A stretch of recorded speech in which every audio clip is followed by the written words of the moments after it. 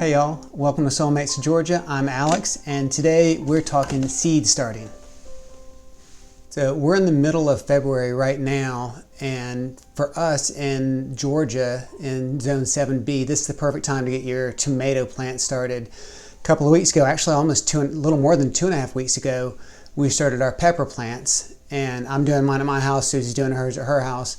And so what I showed you here was the peppers and some herbs that I started in the end of January. So some of those already came up, which I'll show you back here. I have them under the grow lights.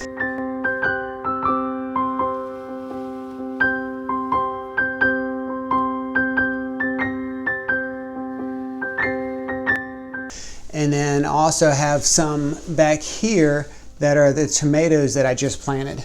So these are all about to get started. And the way I do it is get them all in seed starter. Don't use any real soil, put them in there. And when I am germinating them, when I'm still just trying to get them to sprout, I put them on a tin. Then I can water from the bottom. This is something I had from somebody who did some catering for us a while ago, and I just reuse it every year. But if you put the peat pots in here, like this, you can water from the bottom. Then you don't have to worry as much about getting fungus on the top from overwatering on the top. But then it can absorb from the bottom. You can also put in fertilizer that way too. But that's further down the line, not when you're just planting them. So these haven't sprouted yet. Some that I planted at the same time did sprout. So I'm not sure why some haven't jumped up and others have. But the ones that have are looking good. And I also put this pan that I have here, there. Oh, there's one over here too. I put this pan when they're trying to germinate on a heating pad. I could go ahead and order a heat mat from Amazon, or there's probably one at one of the big box stores around here. But I've used a heating pad for years and it's always worked. So I can turn it on, warm it up for a little bit, turn it off, or put a timer on it.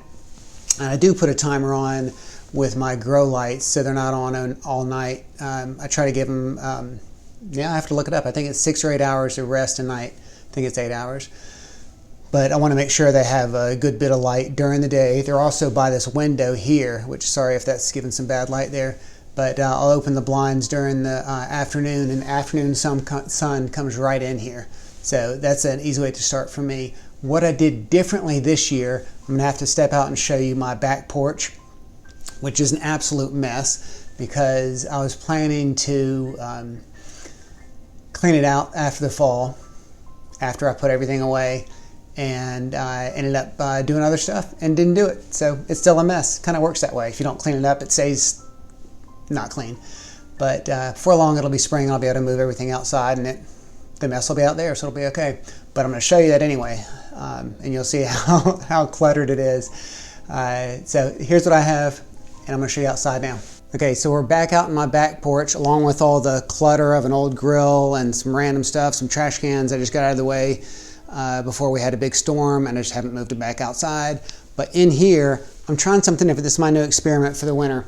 I have these bell peppers and jalapenos and Greek peppers. I'm seeing what can make it winter over the winter. This is not necessarily the right way to do it. I'm just trying. This is the lazy way to do it. All I did was right before our first frost hit in the beginning of November, I think it was mid-November this past year, I pulled them inside and just left them. And I don't even think I watered them in December.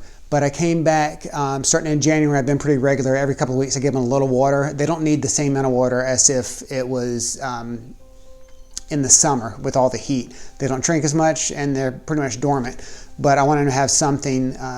They need a little something, but I don't want to drown them or give them root rot. So out here I have, let's see, put the camera up here. Actually, here's one that's still a bell pepper on it, so I need to pull that off. That was almost grown last year, but the frost came. There's another one up here, another one trying to form. Oh, and the chickens are back here. I'm going to get sidetracked for a second. They are somewhere back here. They're hiding under that plastic now. It's a rainy afternoon. So these are bell peppers up here, obviously.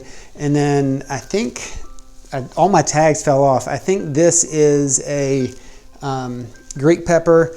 And then over here, this one I don't think is going to make it. This was my jalapeno, I think, or that one. Yeah, I think that was a California, or that was a variety pack. So that one gave me purple plants last year. So I'm going to see if these make it. I only have a couple more months for March, April. Yeah, in April I should be able to move them outside. I'll probably even be able to move them outside if I feel like it in March during some stretches of days where it's not getting that cold. So they're going to be able to start getting more sun, and I'll ease them out and give them some more sun as they go. But those are my peppers that so far have made it through the winter. Now let's go see what Susie has. Alex, that sounds exciting. So let me tell you a little bit about what I'm doing this year.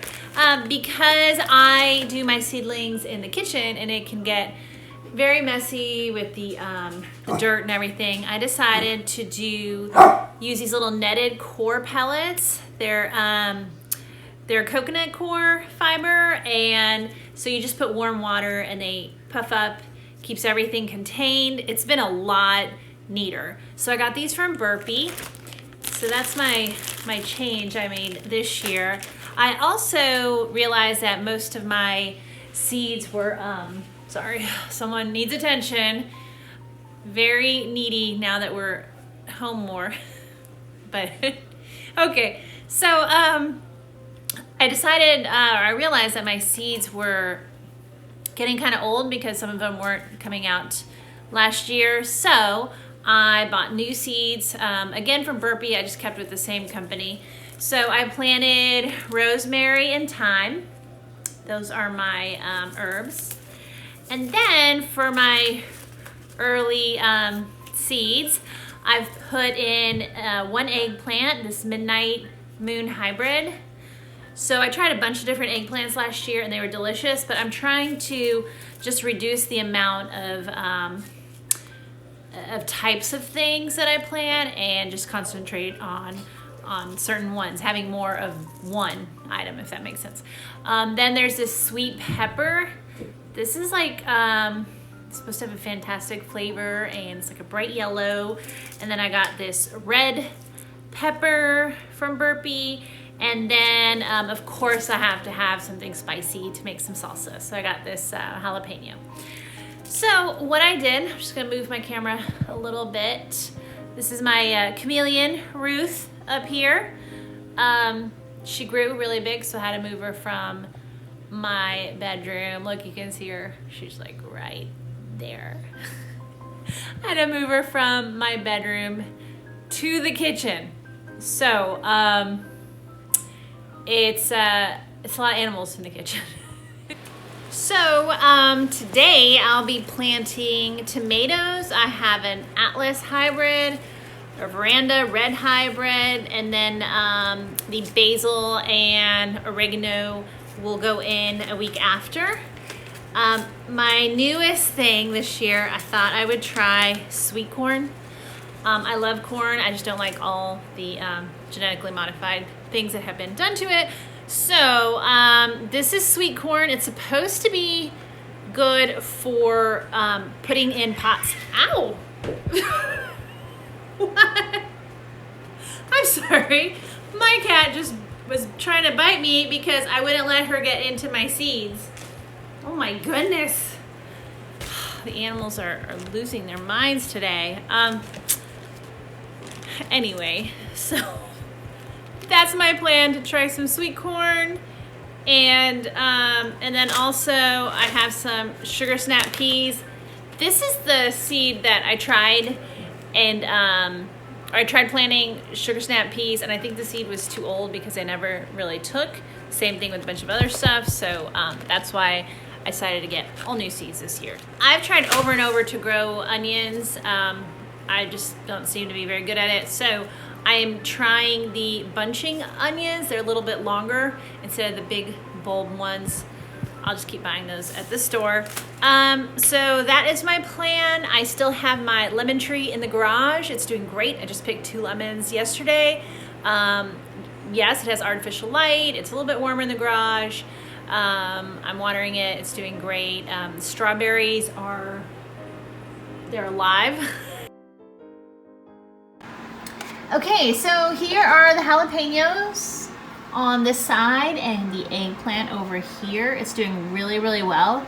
So usually I have mold on the tops and I have to put cinnamon on them, but because of these little netted coil pellets, I think there's just more air, and so they're not getting moldy this year. So absolutely love those. I'll definitely use them again. And I did get sturdier trays because the ones I got last year were cracking a bit. So I have these lights and they can be raised and lowered. So they were definitely lower when I was first starting to grow these, and so I just raised them up so that the leaves do not touch the light. I don't want them to burn. And so they'll go up a few more times, and then if it's not warm outside yet, I will have to transfer them into bigger pots, which will get messy, but that's okay. At that point, I might have this entire little greenhouse in my sunroom or sun porch. Okay, so down here I have red peppers and those yellow sweet peppers. Okay, look how healthy they look. No mold. Oh, okay. There's one that did not grow. Oh, and another one in the back. So I will be putting a seed in today when I do my tomato seedlings. And then over here I have the herbs. The thyme has started. The rosemary has not, but that's okay because we have time. Thanks so much for joining us today, and we can't wait to hear what all of you are planting or plan on planting, and hopefully the warm weather will be coming soon. I know we really hope it will be, and we're excited to get out in the garden. Thanks again for joining us, and stay safe, everybody. Bye.